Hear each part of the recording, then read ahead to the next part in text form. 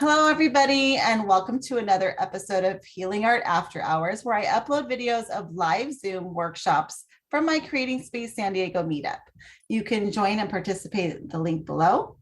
I'm Shauna Robeson from Creating Space Coastal, and in today's video is from my Mini Masterpiece Theater Watercolor Workshop Series, where monthly I explore the magic of this amazing medium on easy, small-scaled projects. Today's topic is winter and holiday season, and we'll be working on these two little mini masterpieces.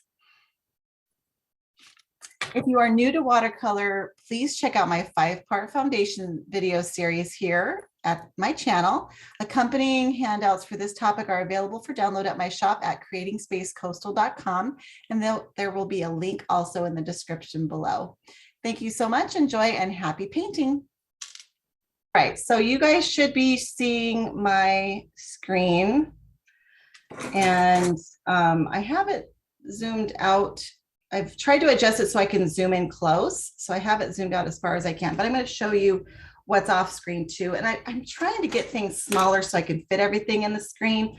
Unfortunately, with watercolor, that's a little bit tricky, but I mean, I'm going to show you what I have. So I have off screen I got smaller jars. I'm still trying to, maybe I'll move my camera up a little bit next time, but I have two jars of water, and one of them I use for a dirty brush. And what I mean by that is if I have my brush saturated with pigment and I want to go to a new color and I don't want to contaminate that color with pigment, I go into that dirty wash first, and then I go into the clean wash second, so that I have a nice clean colorless brush.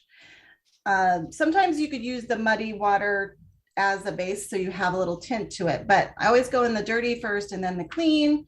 If I have a real dirty brush, I go in the dirty first. If I just want to get new water, I go into the clean. I also always spritz my palette first. Water. Oh, was there a question?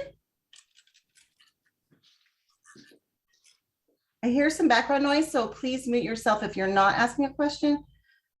I don't know, there's just some shuffling around. Okay, so I spritz my palette just to start activating the color, because watercolor is water soluble. The other thing I'm going to be using today that isn't normal, because I'm doing the Bokeh technique, I'm going to show a few different ways you can do it, and you can try different things that you have in your collection.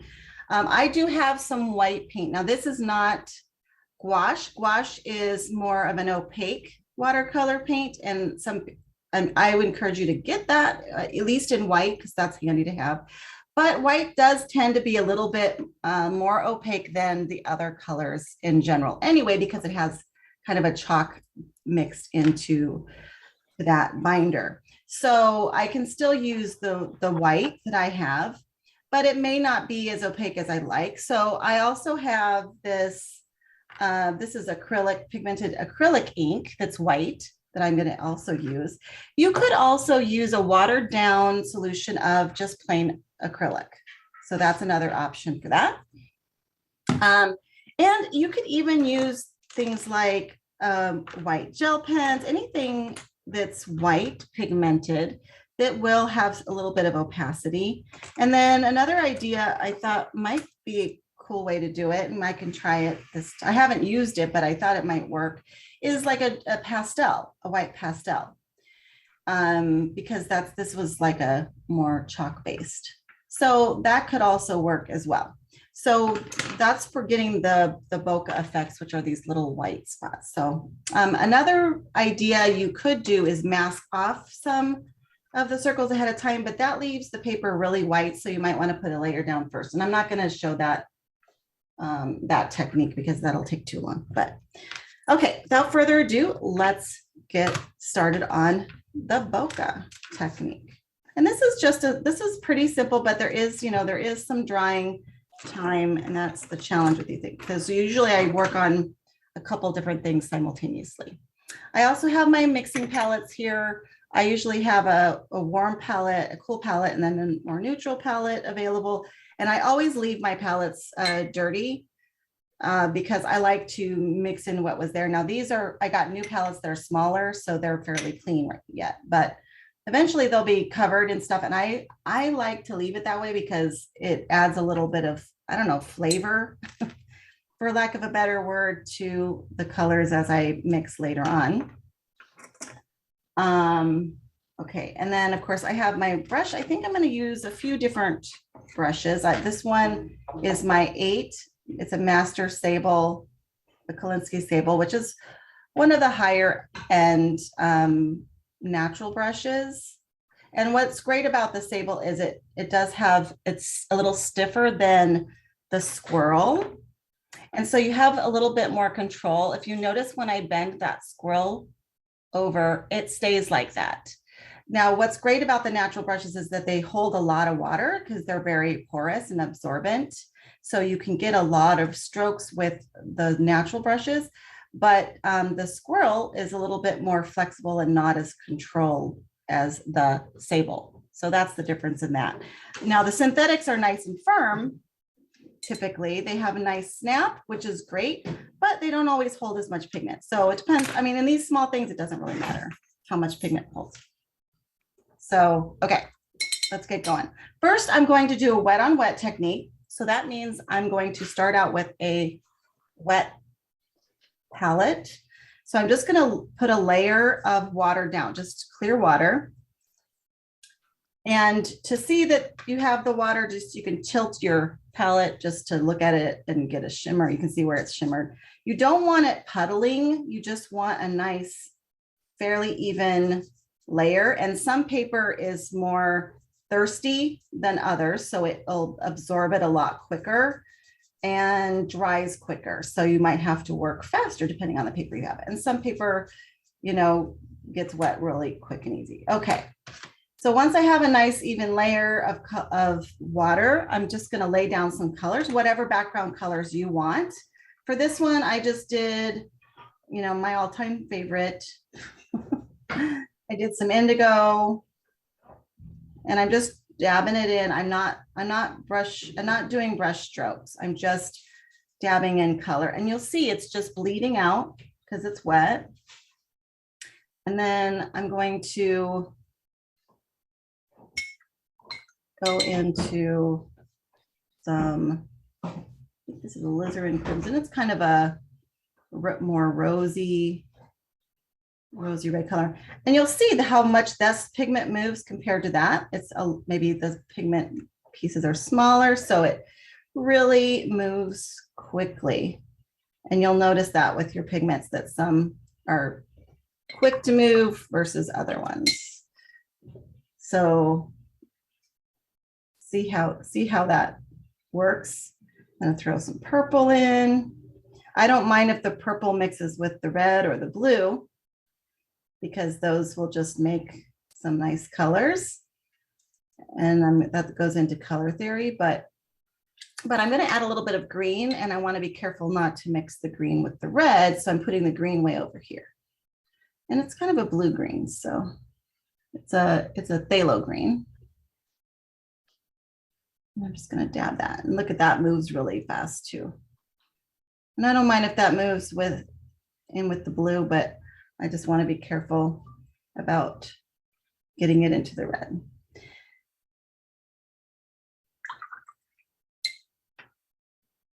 And then I have to let those basically do their thing for a while. Now, I do want to work while this is somewhat wet.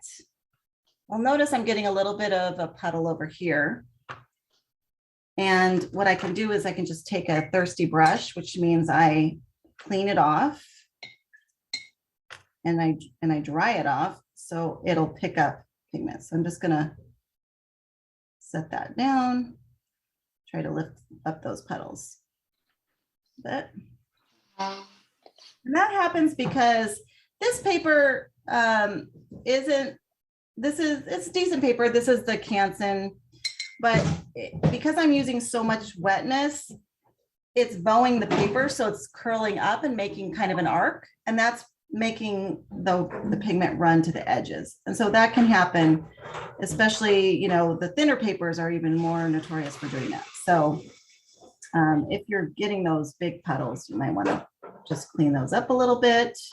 I think I want a little bit more of my indigo. This corner.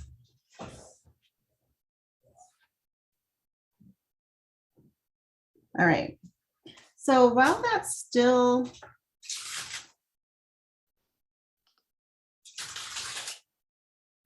wet, but I don't want to do it while it's like really, really wet.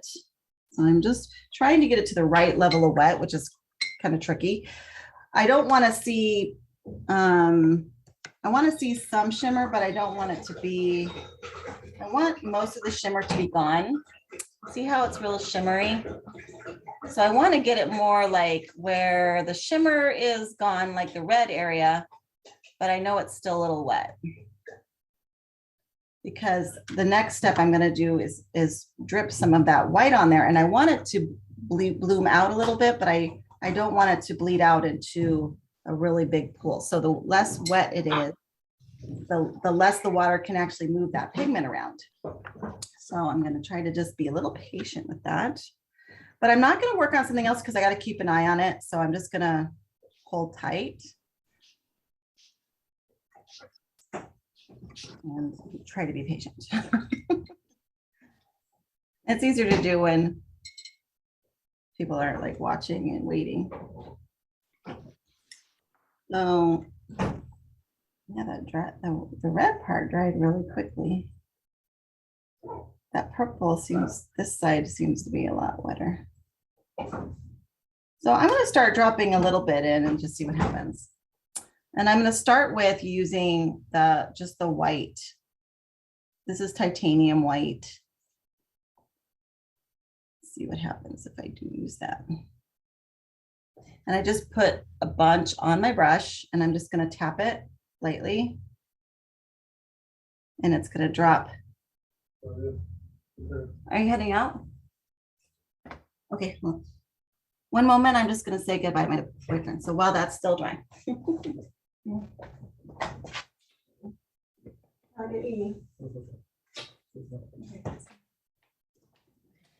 right. He's racing off to work. Okay. Now, one of the things when you do this splatter technique is sometimes you get lines instead of circles, and that's okay because we're just making, this is going to be kind of blurry in the background.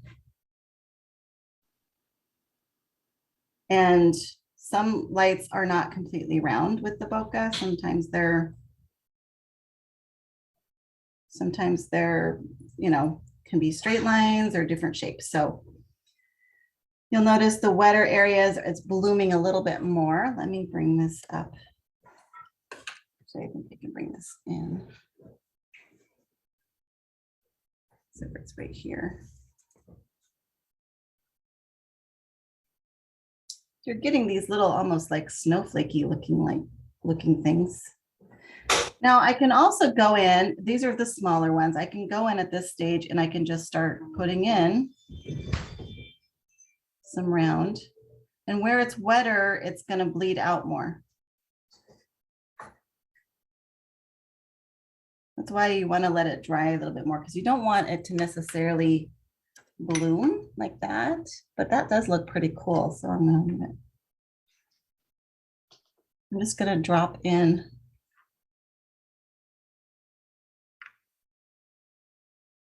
some dots. This area is pretty dry over here. Different sizes.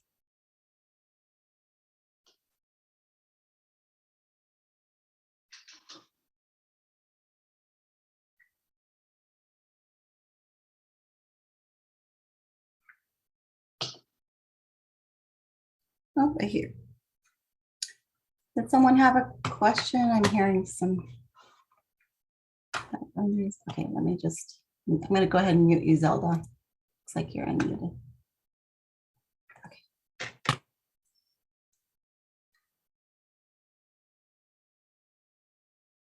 It really wants to bleed in that purple.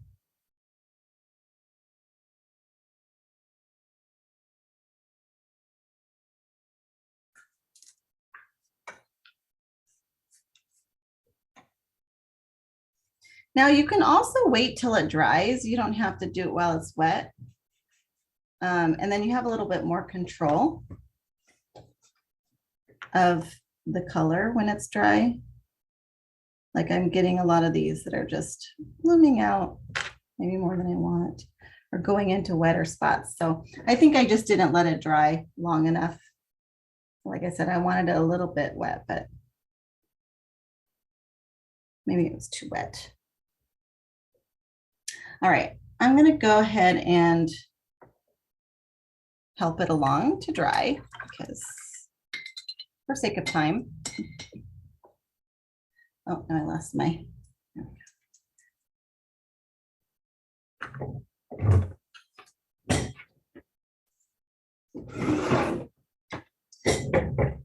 and I'm going to mute myself because I'm turning the hair dryer on. So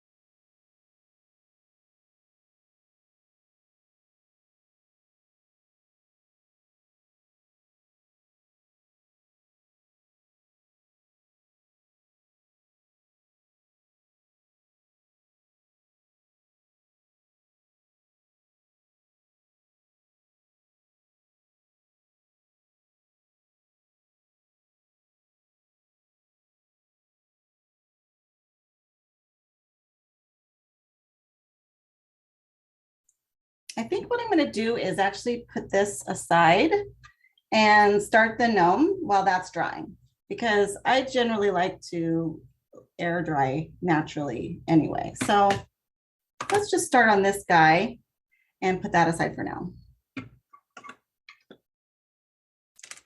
because there'll be parts of him that need to dry too. That's why I like to have, you know, 2 or 3 projects going at a time, because there's always drying time. And I find myself, I'm less patient if I'm just waiting for that to dry. Okay, so the gnome. Easy, pretty easy to just, I mean, I draw him in. So I kind of put him a little bit. You can either decide, I don't like to put the nose smack dab in the middle. So either you want more of the beard or more of the hat. I'm just going to put it up maybe somewhere in here. So I'll give more beard space. And then, so you just do kind of an oval shape in the middle. And then the hat, you just draw basically an arc over the nose. And then it comes out, and then it can go up. And if you want to have a brim on it, you can make, you know, the brim, or you can just have it go straight if you don't want to have the little brim. And then you just bring it up and kind of wiggle it around and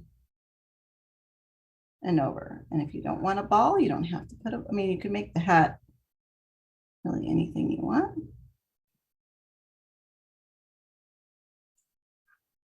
And then have a little ball at the end.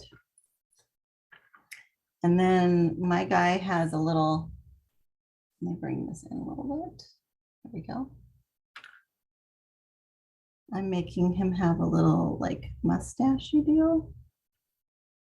And really you don't want a lot of space. You just want it all kind of smooshed in together. So you don't want, because you're not really showing his face. You're just going to be focused on his hat and his beard, basically. And then you can create these little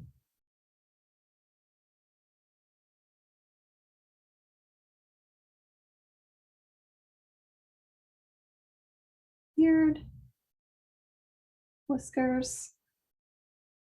I'm just gonna bring it on down. And then for his little mittens, I just do another oval. I make it kind of flattish on one side and then round. Or actually we go the other way, sorry. Flat on the outside and round, kind of a D, a little D. And then I made little feet like he's sitting down. And that's just I make a little, like the top part of the foot, another D basically, and then another reverse D going the other way for the heel. Maybe this foot's going out a little bit.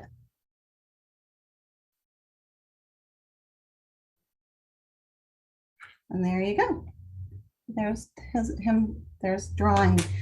And then what I did is I just started with the background, just getting this background color in, whatever color you want it to be.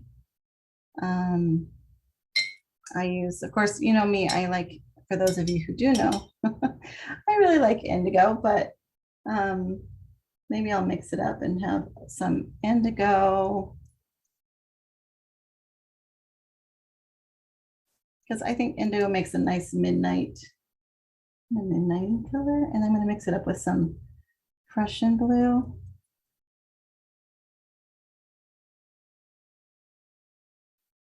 I'm just making a wash.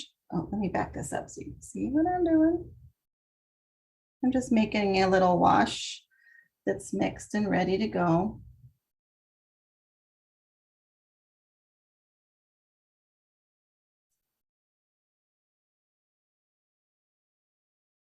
And then I want it to be a wet on wet over there. So I'm just going to rinse off my brush.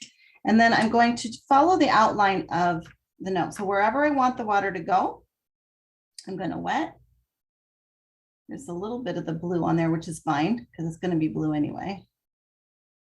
And I can see where the water is, so that helps. So I'm just going to make it wet where I want.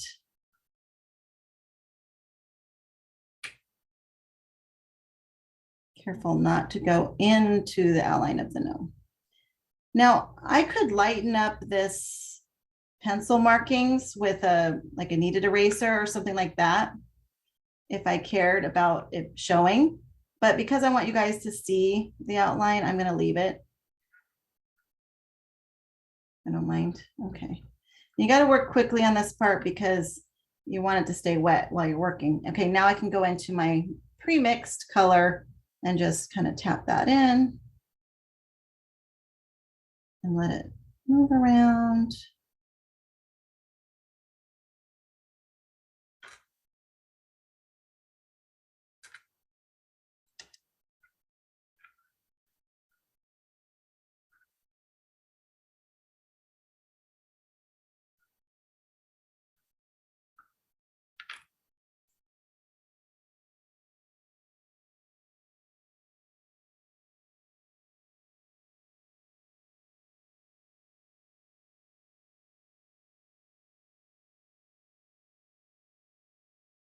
And I just like the wet on wet look because it's a little bit more organic looking than flat. I think this one I did it dry, but when you do it while it's dry, you can kind of mix back into the wet and get some wet on wet. So you can play around with it, but okay.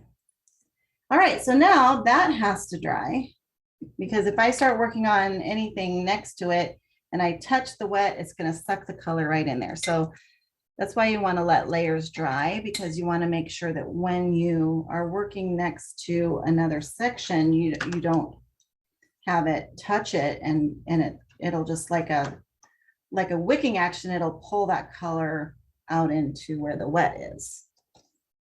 So hopefully, let's see if this is dry. Now, how do you tell if your watercolor is dry and it's not quite dry yet, but you just feel it, tap it with the back of your hand. And if it still feels cool to the touch, it's still wet. So it is still wet. So I'm gonna take the hairdryer to it again. I'm gonna mute.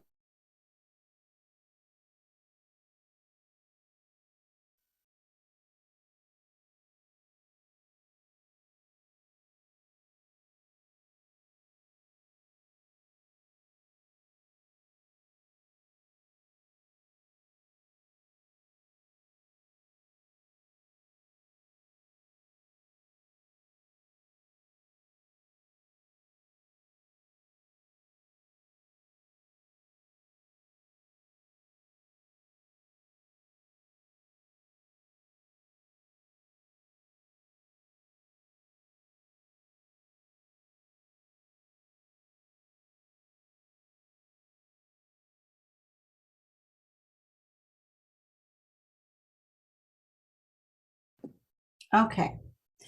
And you'll also notice when it's dry that the bowing of the paper settles down a little bit. It'll flatten out because as those fibers settle down, they'll shrink up again. Okay, so now I'm going to, while it's dry, add some more of my bokeh. Now, when I'm going to use I'm going to use a little bit of everything just to show you how different things look. But I don't use my good watercolor brushes for that. So I'll have a, I don't know, I think I've got like a generic. But you want to you do want to have good control of it. So you want a firm brush, but just don't use your high quality. If you're going to be doing any kind of acrylics, you want to use more of an acrylic brush, which is not going to be like, I would never use the sable with this. Okay, so I'm just going to take a little bit. I don't want it dripping because I want to control it. And then I'm just going to go in and put in little circles.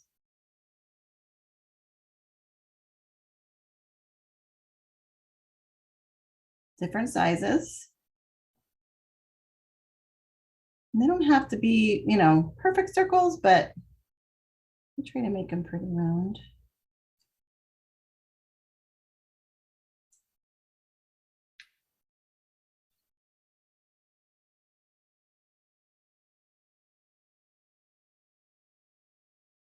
Oops, I picked up some of that green. Interesting. When I touched this, I picked up some of the green color. So when I laid it down here, it started with the green, but that's okay.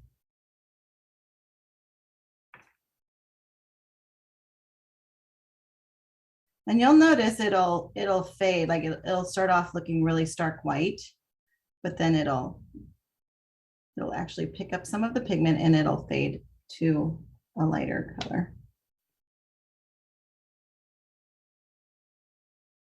It really wants to pick up that green color, which I don't want. I don't want the green in my red. And if some of the dots you already put down are not, you know, you want them to be a little bit brighter, you can always touch them up.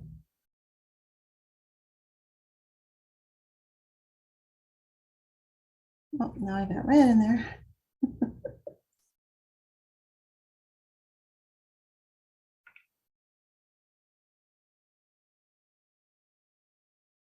Okay.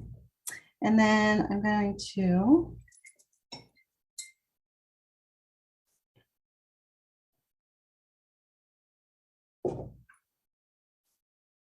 try this. I wanted to try this chalk pencil and see how that looks.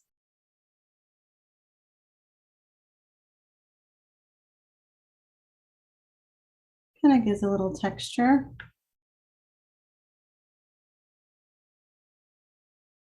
Because I don't know what you guys have, but so I'm just trying some different things in case, what if you only have the white chalk, or what if you only have this or that? So okay to play around with mixed media. There's another. Oh, that feels wet still. Maybe I didn't get it completely dry.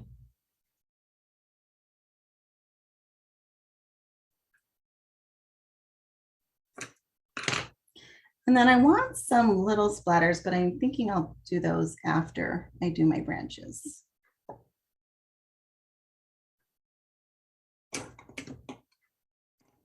This one seems to be like still really wet with a purple. So I'm going to let that dry some more while I play with this guy again. So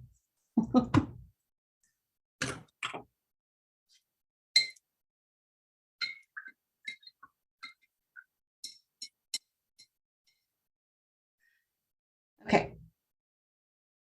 So I still want some more color on the back side of him. So I'm going to go ahead now while it's dry and just, you know, maybe just get a little bit more color back there. This time I'm doing it dry on dry. And I can control it a little bit better around the hat. Like, looks like I got some in there, so it might be better just to do it with the dry, so you don't inadvertently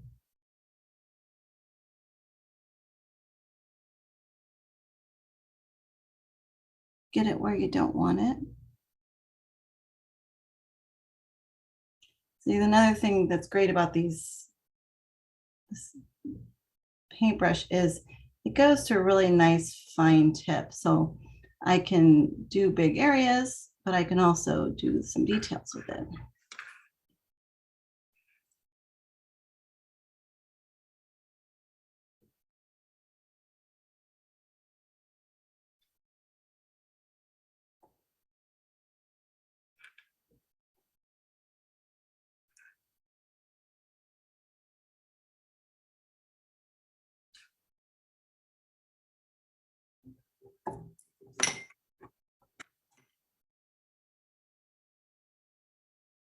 And this is the reason that I tape this to a smaller block rather than taping it to the table.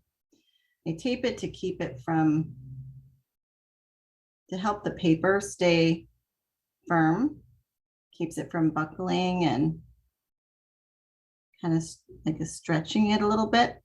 But if you tape it to the work surface, you can't rotate it around when you're working on it, which can be a challenge unless you are really good at drawing at every angle, which I'm not.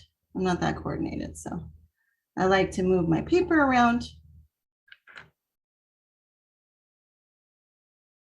rather than trying to do, you know, twist my hand around to get certain angles. I'm just not that coordinated. So if you are, more power to you. All right. Down there. Okay. Let's see what we've got over here with our bokeh. Let's let that dry.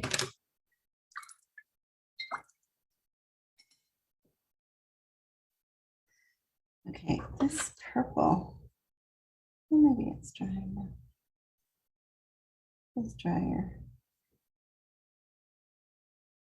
But some of these inks aren't dry.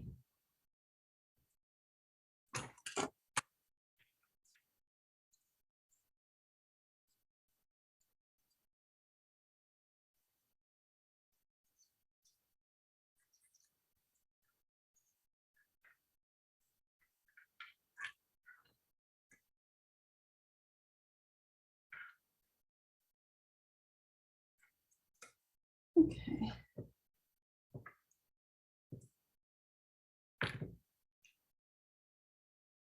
This one.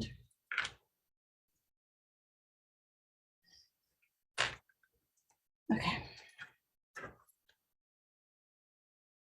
So make sure it's dry enough for my, when I do my branches. Okay.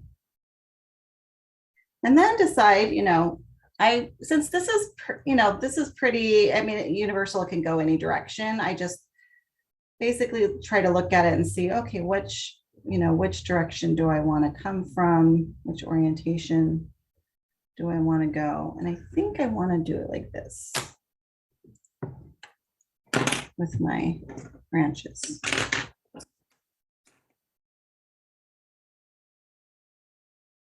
Now this one is a little bit smaller. It's a 4 Grumbacher, and this is a synthetic, but it's firm, and I'm going to get a lot of control with it, even though it's not going to hold quite as much pigment. But I want control, especially if I'm doing those details of the branches. So I'm going to mix up some, once again, indigo. Partly because indigo is a nice dark, you know, it's a dark, rich color. So I use it as shadow. I use it for a lot of things. And I'm going to bring in I think this is Hooker's green. Some kind of, Shauna, could you show the finished painting with the branches on it? Yeah. Good question. There we go. Thanks. You're welcome. And I'm going to also add a little bit of maybe some sepia. You can use like a raw umber or something like that. I'm just trying to get a nice deep color, especially for my branch.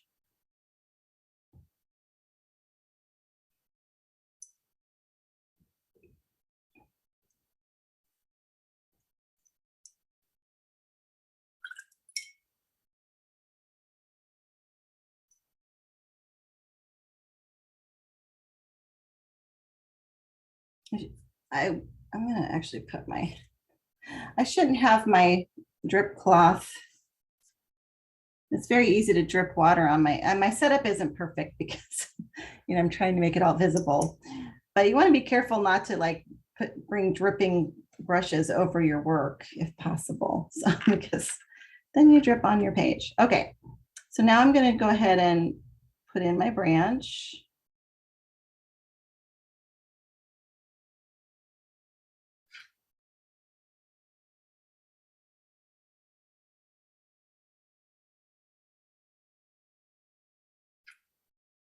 Oops.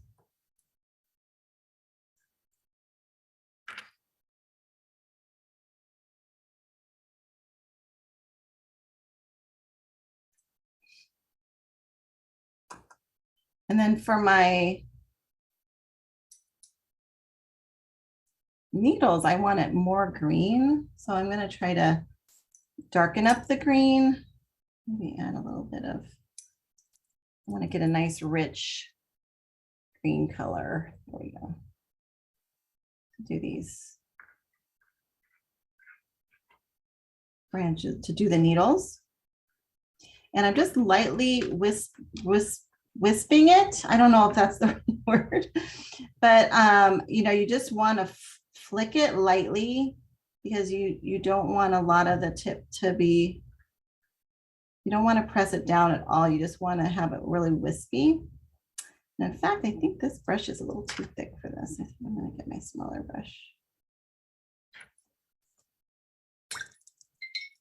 Smaller brush yet, because I want to get a really fine tip with my needles. I think I use this one. This is just a common.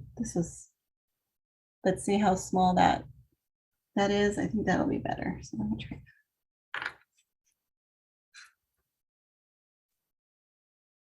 There we go, that's better.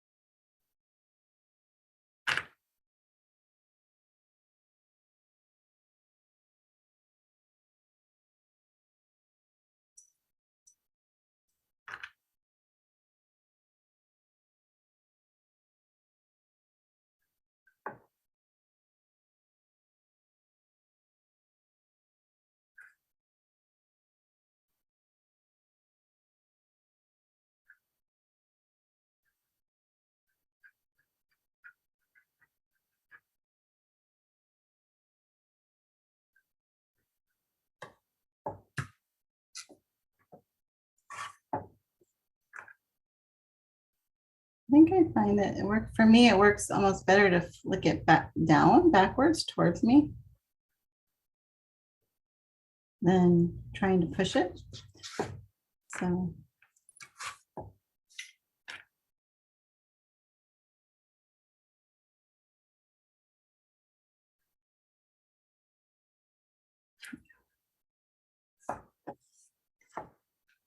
All right, and then I'm going to make another one. Let's get a little bit more. I just put a little bit of some, this is lamp black. That's really dark. I don't know if I want it quite that dark, but I'm gonna.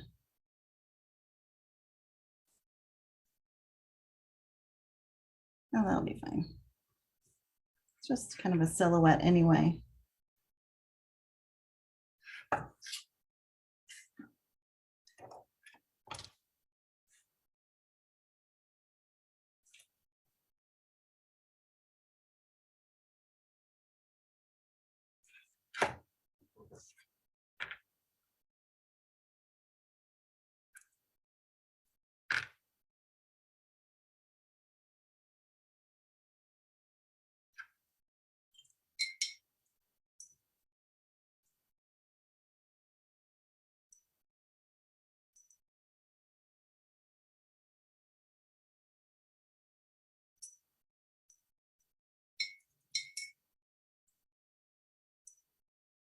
Just trying for a nice rich green. Okay.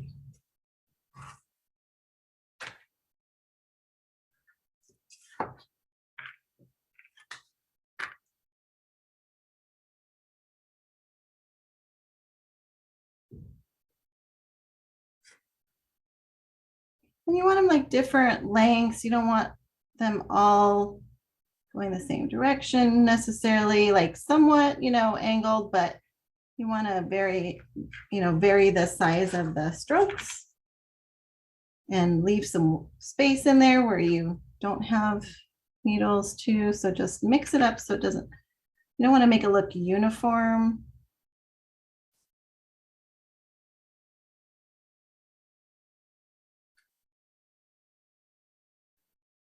Generally, they're going that same direction, but kind of vary it up a little bit, which is possible. All right. I'm gonna rethink where I put my water because I feel like my arm is always in the way. Okay.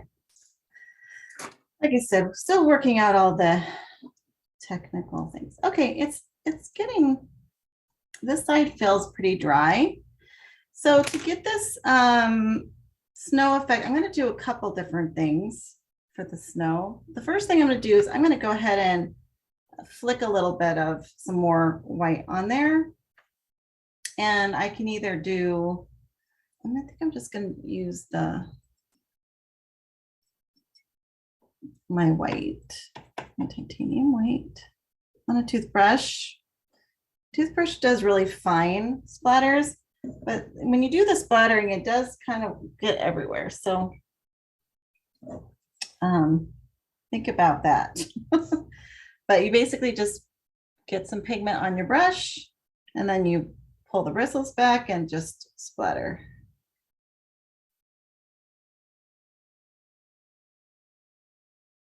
Get a nice.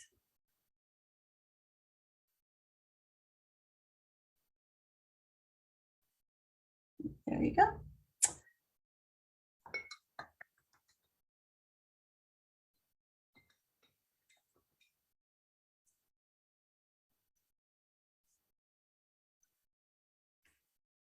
Okay, and then I'm going to put a little detail of snow on the branches.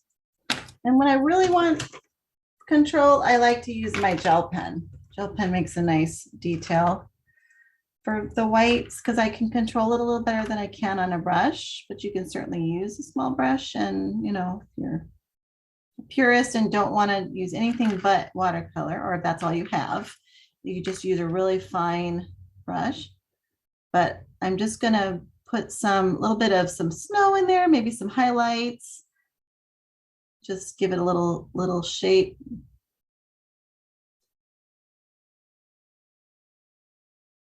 Just a little random. I'm going to show that there's needles there too, but just where some snow maybe filled in. This gives it some dimension.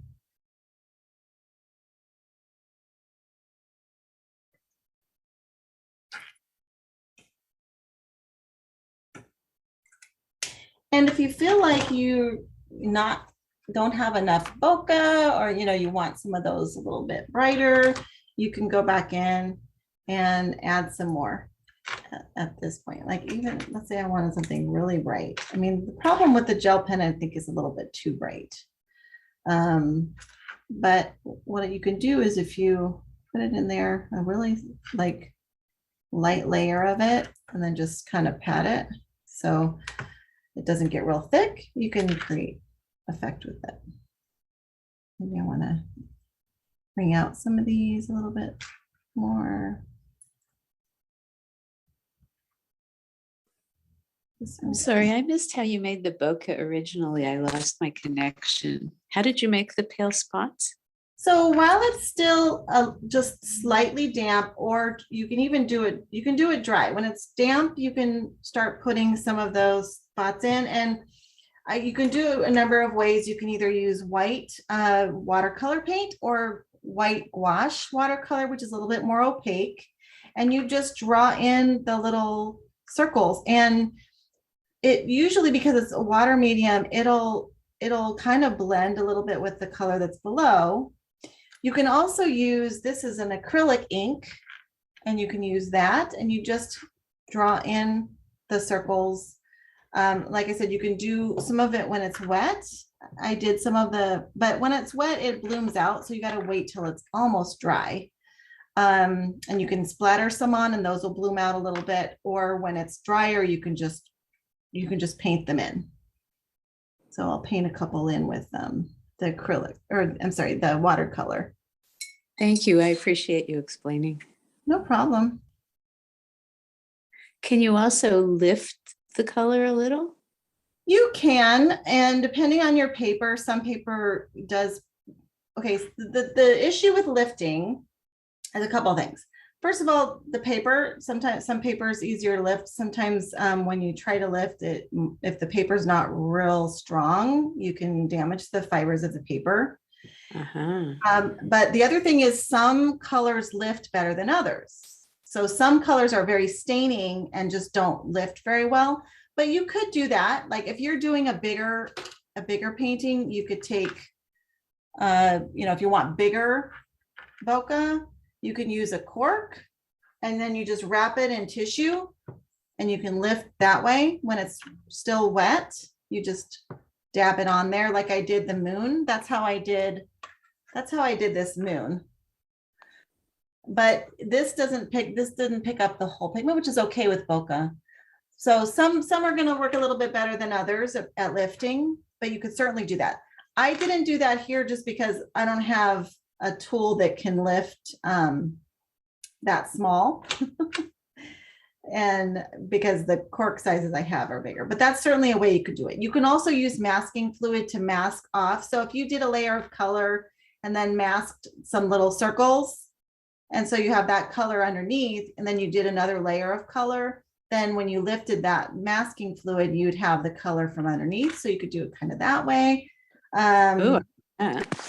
To reserve the white underneath, but you don't want it completely white, and you want it to show the color that you have down, because you're basically, it's like there's lights back there, but you want a little bit of the color in it. So lifting is a great way. I tried to lift with a Q-tip actually, and it ended up damaging the paper when I tried that. So on this, so like I said, with a tissue, even just your finger in a tissue or something like that, you could certainly, the key is to try to make it really as round as possible. Thank you for explaining. Yeah, no problem. You can also lift with let's see, let me find my brush. If you have good paper, and again, this does depend on the paper, because lifting, if the fibers are not strong enough, it actually can pull the paper. Where's my, actually pull the paper off. I have a scrubbing brush. Let's see. Well, let's just try. If you have a firm round brush, let's just try to do a lifting technique in a small space with a brush. But you need a really firm bristle. I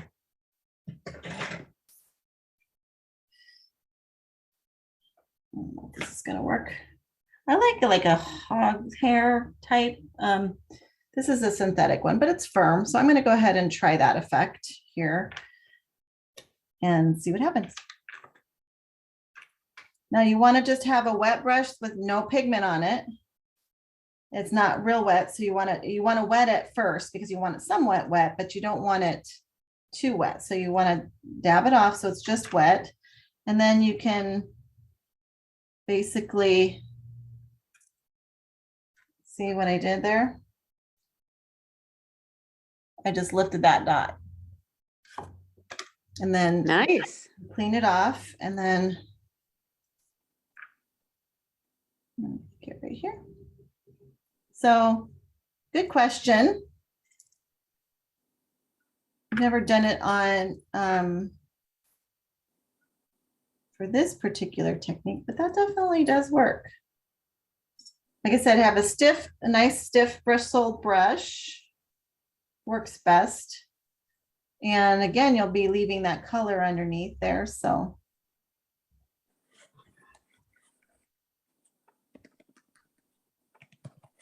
I can see the paper fibers, you know, somewhat coming up a little bit. So just be careful because again, it depends on the quality of your paper. If you're using an arches with, you know, cotton, it's going to handle it fine. If you're using something that's a little bit more, you know, that's finer or more student grade, even that little bit of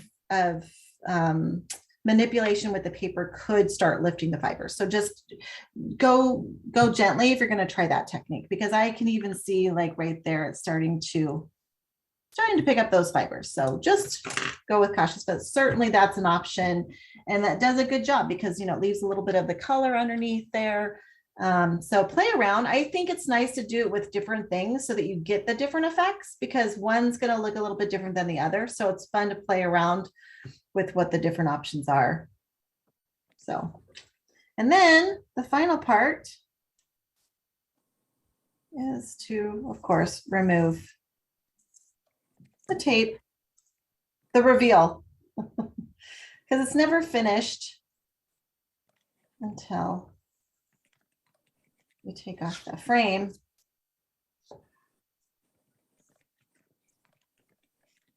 There's something about that that just, you know, says it's done for me. And you got to be very careful depending on your paper again with the tape, because it will tear the paper if you have heavy duty masking. So there you go. Easy peasy.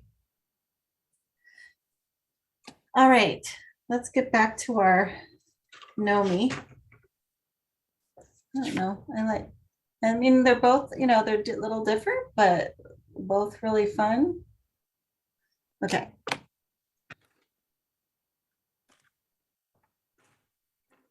Now with this guy, I'm going to go back to my table because I want to really control, although maybe no, I'll go to a smaller brush. See with the details inside.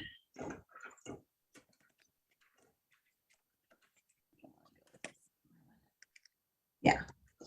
Okay.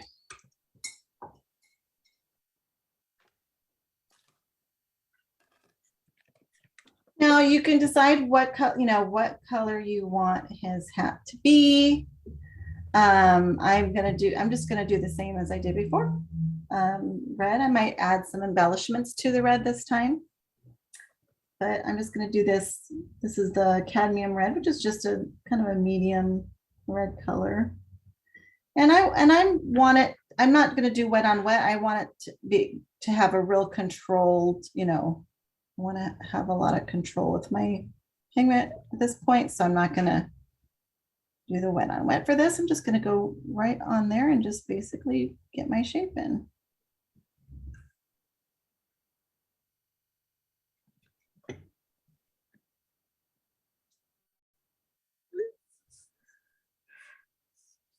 And I'm going to leave the bottom part because that's going to be a white band. So I'm just going to Leave that part white for now.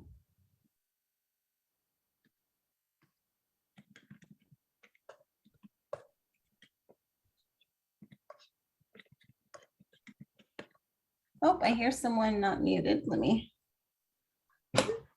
I'm hearing some background. I'm going to go ahead and mute you, Shalomit, unless you're asking a question.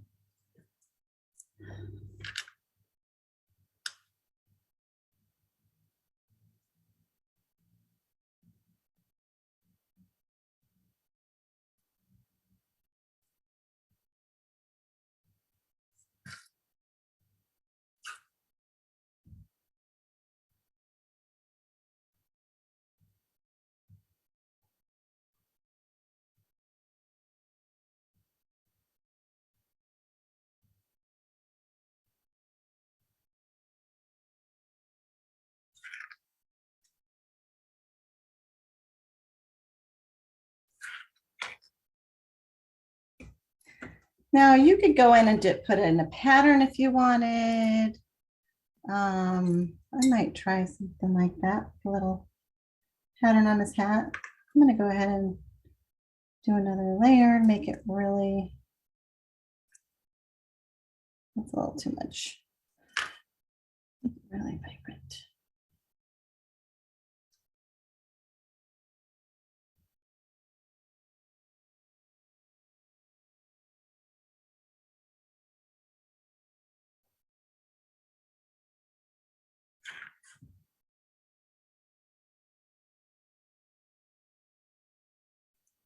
And then I want to put in a little bit of a shadow on this side.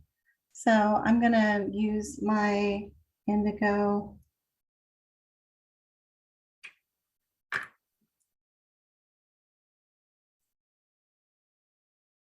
Just a little bit. And I'm just going to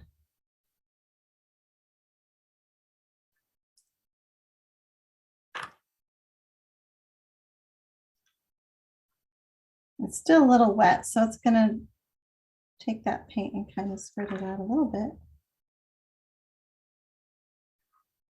And I'm okay with that. All right, now I'm going to let that dry before I do anything else. Close to that. So now I'm going to go down and work on the mittens. I want to let that dry so I can just work on a different area so I don't work close to that area.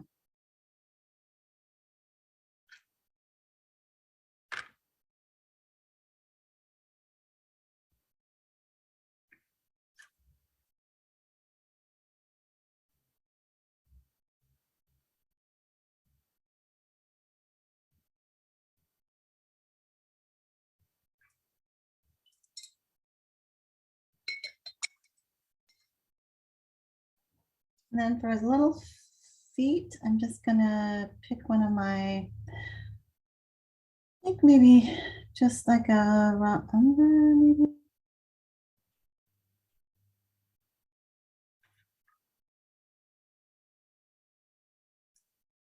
Maybe I want it a little darker. No, or no, that's sepia. That's raw umber. Okay. And I'm just gonna put a dark spot base.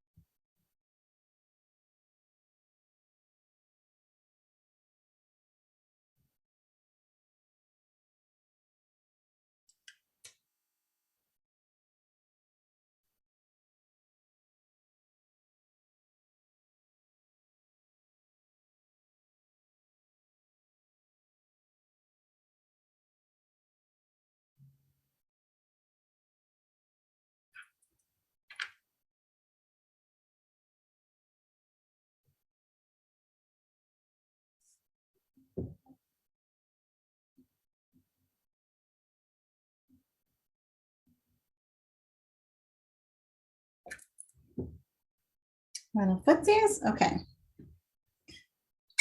And then now I'm gonna start putting in the shadows around the nose and the beard and mustache. So I'm gonna use probably use my Payne's Gray.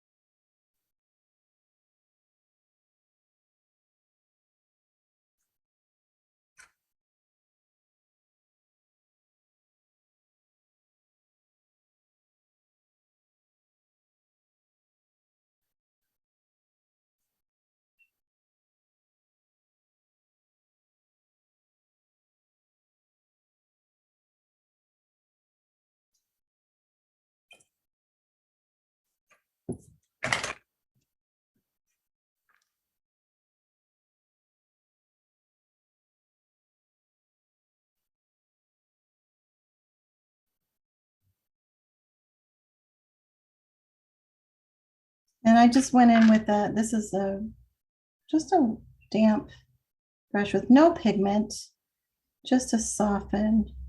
I've laid down the pigment and now I'm just softening around the edges, kind of blending. And then I'm also going to use that to kind of imply color with my mustache. So even though this is, it's on the whiter side, it's not going to be white, right? Mine's going to be a little bit more gray, but the more you add of the gray, the less white it looks. But once you get all the layers in, you can show the contrast.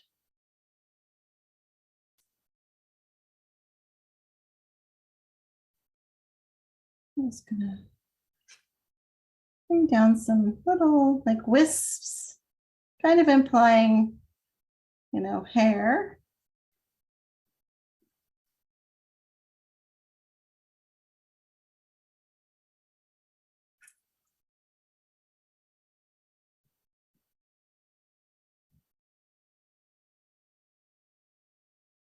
I don't want it real concentrated because I just want just a little light shading of it.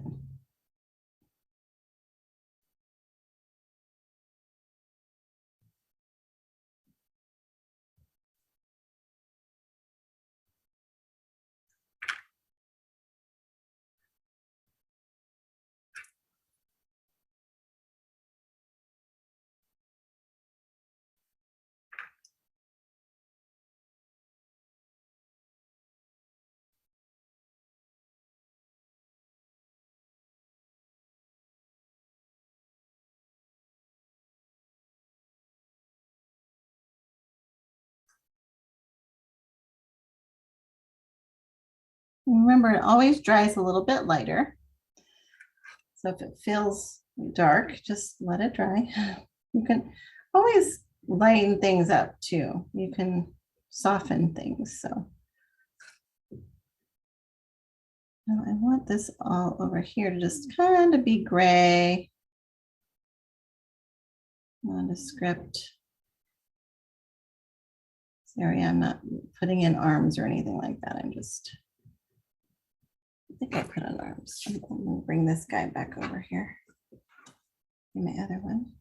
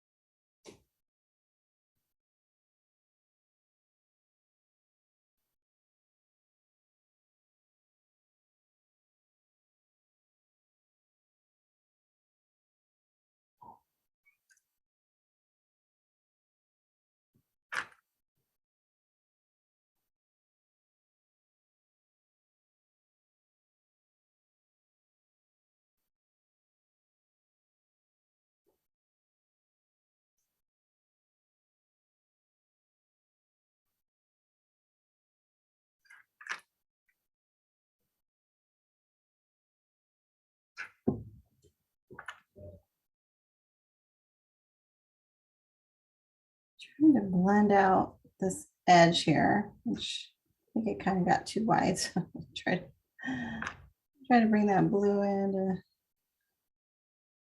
soften it a little bit.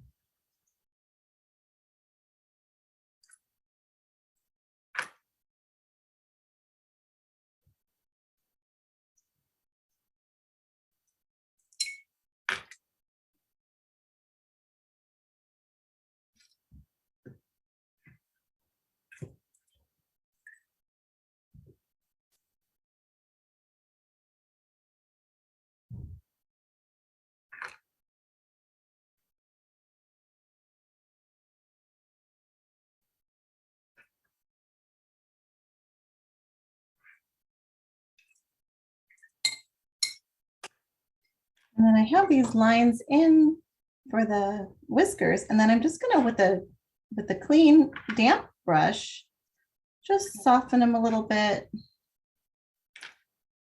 I don't have pigment on there. I'm just basically, it's not enough water.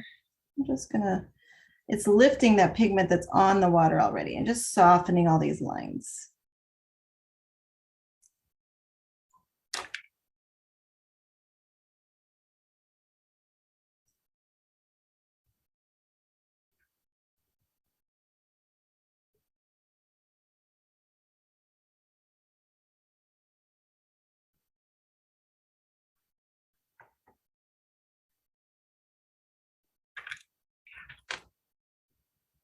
I did make a little leg.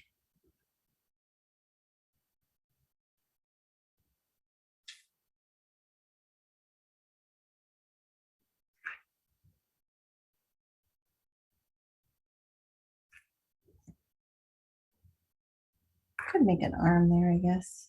Give him a red arm. Since it's so far away.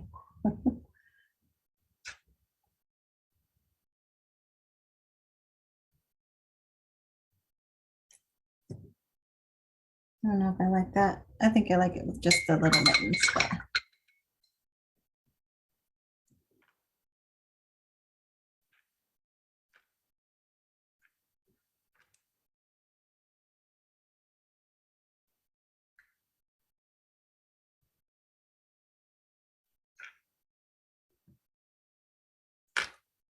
Just lifting that up a little bit. Okay.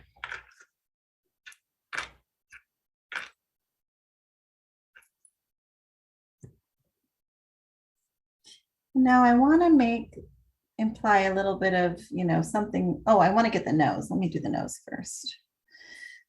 And I don't really have a good flesh tone color. So I'm just going to pick some red and I'm going to mix it with a little bit of the white.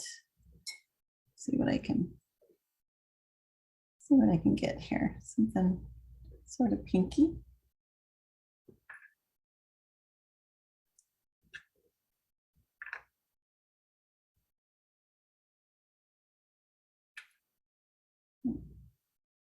Maybe not pink enough. Oh, it's maybe too.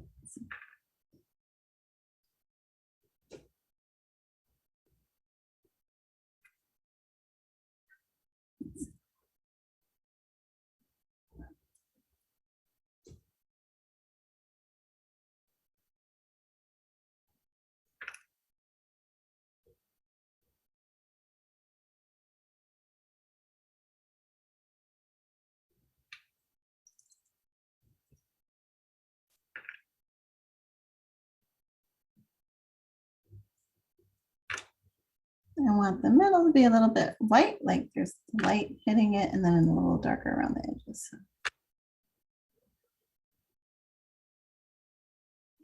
Pigment to the edges. Okay, and then for his hat, I'm going to use this slant black to create a little bit of shadow.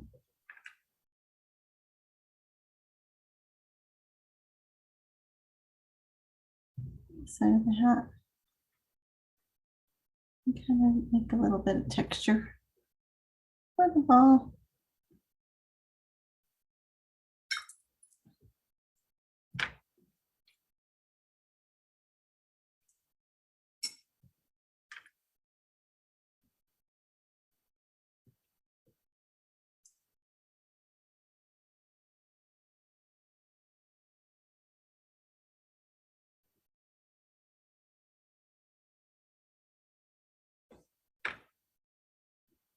One, two.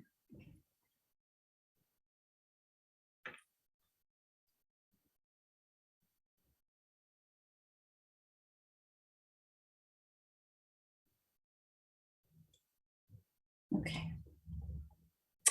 All right, and then I wanted to do something a little fun design on the hat. And I think I'm going to use the gel pen for that. See, I just want to do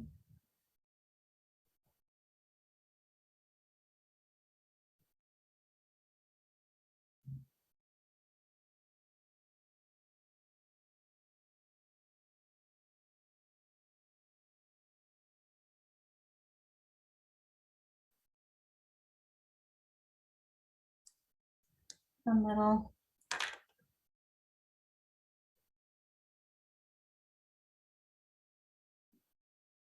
snowflakes.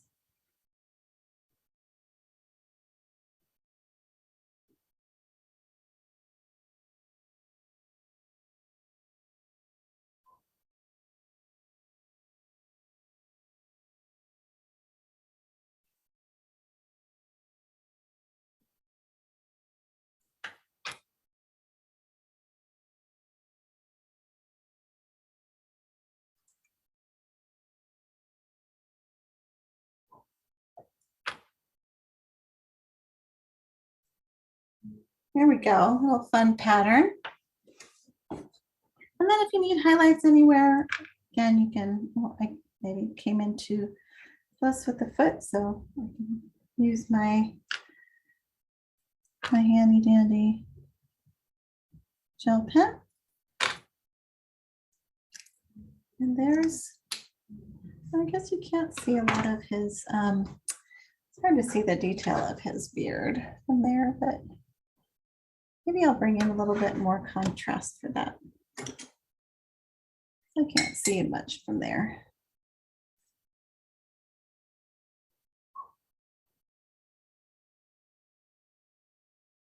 Maybe I'll mix the neutral tint with the Payne's gray.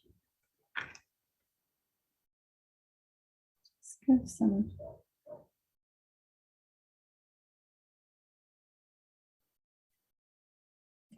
flow to his whiskers.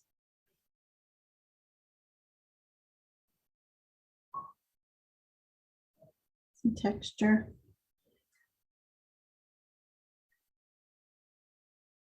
And I'm doing a little dry brushing, meaning I'm letting this get pretty dry. And so that way it shows some of the texture of the paper underneath, which is a nice texturizing effect too. So.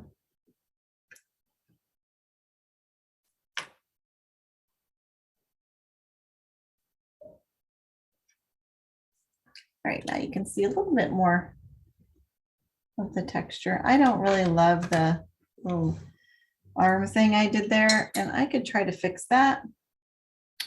It's red, so that might be tricky.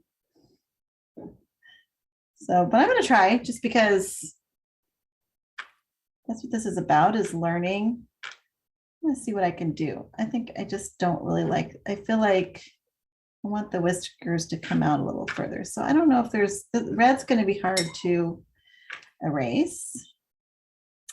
I'm going to see what I can do just for giggles and grins. I really want my whiskers to come out a little bit further there. Okay, so I can try to use a little white to go over the top of that, soften it. The problem is oftentimes it'll soak up the color underneath. It's because it's not gouache, it's not opaque. So it's going to be a little pink. So I'm going to try to bring in, soften that pink with a little bit of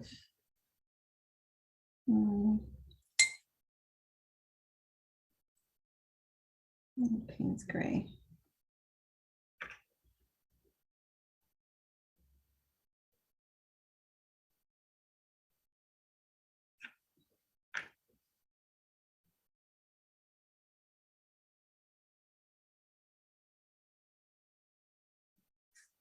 I can just make the edge of this a little bit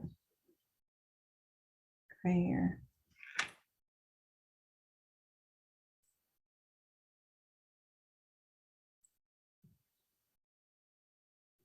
Never hurts to try. If you don't like it, just play till you do, or at some point you might just have to call it, be done, and see how it is. Maybe you like it, maybe you don't. But that's how you. So Shauna, if that was a very big painting, if somebody made a slip like that, then that means that they would have to just get rid of that entire painting? Well, what the point of this is that, you know, I mean, that's what happens with anything, anytime you're creating. I mean, you could get to the end stage and then you do something, go, oh, that's not, I don't like that. So part of the learning process is learning, okay, what do I do with that? What do I do if I don't like that? And I mean, that is something that makes it scary to do bigger projects because people are so afraid of making mistakes. But the thing is sometimes the mistakes work out good. Sometimes they turn out to be happy mistakes and they work with the painting. And other times you can figure out how to work around them. And so, yeah, I mean, a bigger canvas means it's a bigger, potentially a bigger piece of paper that might not work out if you're not happy with it. But I'll tell you what, most of the time, other people are happier with it than you would be. Like as the artist, you might be like, oh, I don't really like how that looks. But your friends who you give it to or whatever, they might not be quite as discerning. I mean, they just think, oh my gosh, that's really cute, and not even notice that little blip that you thought was a mistake. So yeah, I mean, that I say be brave and go for it, and then try new things and see what happens. But I do like to do things on the smaller canvases when I'm learning, especially. That's why I think that I do these on these little tiny pieces, because I think it's a great safe way to practice those techniques and how to deal with when things don't go as you think they're going to go. Because I mean, it's an organic process.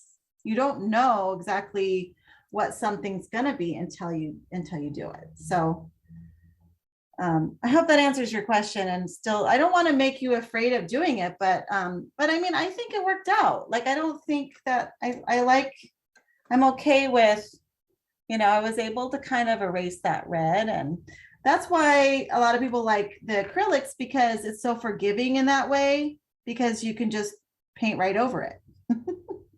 And with watercolor, you have to finesse it a little bit more. I mean, it's not that quite as simple. So it's not as forgiving, but there are ways to work around it. So I hope I don't scare you into not trying things. Like right there, I had paint on my my paintbrush when I went down. I didn't mean to, but I can lift it right up. So there's definitely ways to work around things, even with watercolor. It's just, might take a little bit more creativity to figure out how to work around it than with some of the easier things like with acrylics. Maybe I even bring back some of the white by using my gel pen over there. So I can, I can play around with it. I can figure out ways usually. And to me, it's fun to problem solve. It's fun to try to figure out how to navigate challenges. So, all right. I think I'm gonna call it done at this point. And now I can always go back and play with these. I try to keep them on here. Usually what I do is I walk away. I'll leave them on the block. I'll walk away and look at it later and see if there's anything I want to add. Because some things you have to add with your frame on. So I wouldn't normally take it off. Like this one, I did a little bit of a paint splatter, like I showed you with that toothbrush, but I'm not doing that on this one. because I want the pattern on the hat to stand out. So, but usually it's nice to take a break from something, come back, look at it, and then make any final adjustments before you do the final reveal. But because it's for the class, I usually like to see it once it doesn't have the tape anymore. All right. We are at 3:31, so I'm going to go ahead and call it done. So, Shauna, yeah, would you that snow globe picture again? So sure, sure. Let me get my video stopped here and start up. Take 3. Okay. So the first thing I do is, and you could take anything from like a cup or anything the size that you want for the circle, but I have this circle stencil. So I just draw in with a pencil lightly my circle, and then I take a smaller circle, this one here, and I draw in my stand. So that's how I created that. And then I just made it a straight, I made a straight line across, because it's basically the globe sitting inside. So I just drew a straight line across and then erased my lines that I didn't need. And then inside the circle, the big circle, I was doing wet on wet. So I drew a line across to show where I wanted my snow to be, just with a light pencil, or you can just imagine it. But then I wet everything that was inside this arc. Everything here, I wet to do my wet on wet. And I used maybe Payne's Gray or Indigo or a mix of those. And I just dropped those in. And of course, they only go where it's wet. So it'll only go in that little arc shape. And then while it was still really wet, I took a cork with some tissue wrapped around it, and I stamped out, I lifted the pigment on the moon. And so that's so that lightened that moon area. You can see there's still a little bit of pigment in there, which looks good because the moon does have a little bit of texture. So I like how that looks. And then I, while it was still a little damp, I put in some little trees, soft trees in the background. I just kind of drew those in while it was still a little bit damp, so they would disperse a little bit and be soft. And then after it was completely dry, I painted in my closer trees with a dark mix of, I think it was the phthalo green and indigo, and I might have included maybe some Payne's Gray, and made the trees. And then I did a little bit of some of the gray, a lighter wash of that color, and I made the snow shape below, just some shadows on the snow. I don't know if you can see that. I'm trying to let it, there we go. And then I covered this with my stencil, and I did the splatter effect, and I used the gel pen to do the snow effects on the trees. And then I just put a little bit of some gray, and I just hand wrote "Let It Snow" there with a Sharpie. So there you go. And I did take a little bit of the gel pen around, and I just smudged it. I might have even used the white paint, a little bit of gel pen, white paint, and I just smudged it around the edges to soften the edges to give it kind of like a glass effect. So, okay. Shauna, Yeah. can you talk a little bit about the gel pens? I can't get them to work right. They look like I'm just using a fine ballpoint pen that's white, and I just get these lines and it doesn't blend. And I don't know, I lay them flat, and now I've decided maybe they need to be stored upside down so the ink gets down. But I just use white gouache because they just drive me crazy. Well, you And can I'm use white doing gouache. I mean, the only benefit of using the pen is the control, but if you're feeling like you're struggling with it, one of my favorite white pens, I mean, they're not all created equal, so there's that. Okay. But my favorite is I like the Uniball Signo. That's this one. And I do tend to store I store my gel pens either flat or down. I definitely don't store them up with the tip up, because they will create an air pocket sometimes in there, and then they don't work anymore. And that's notorious, I think, for gel pens.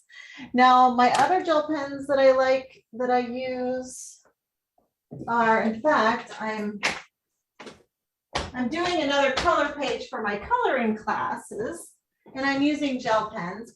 And one thing I will say, if you press too hard with the gel pen, you do get those streaks, because it is a roller ball. So sometimes if you press too hard, you will get like a little strip in the middle, or where the pigment doesn't lie down. And sometimes you have to go over it more than once, but a lighter touch sometimes will help that. Okay, I kind of practice with it because I do have the Signo Uniball ones, and I also have the Jelly Roll. Oh, I was gonna say Jelly Roll is the other ones that I like. And I mean, so see, I'm doing this with the Jelly Rolls, and I'm just lightly, just not putting a lot of pressure on the ball, and then it'll lay down a little bit nicer. And let me do a little sample of that. Let me find. Yeah, I'm probably pushing too hard. I gotta practice a little bit.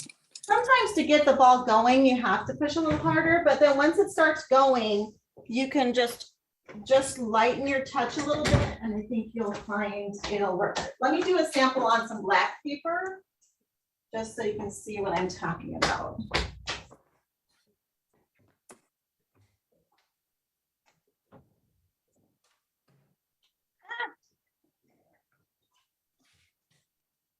Okay, so, but I know what you're talking about because it happens to me too.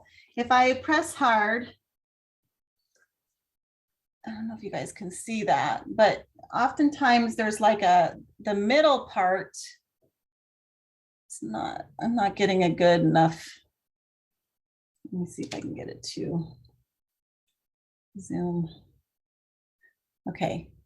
Can you see how there's black in the middle? Yes. Okay, yes. so that's what I think you're talking about. And that's if I press down hard. But so you can do a couple things. You can either go over the line multiple times.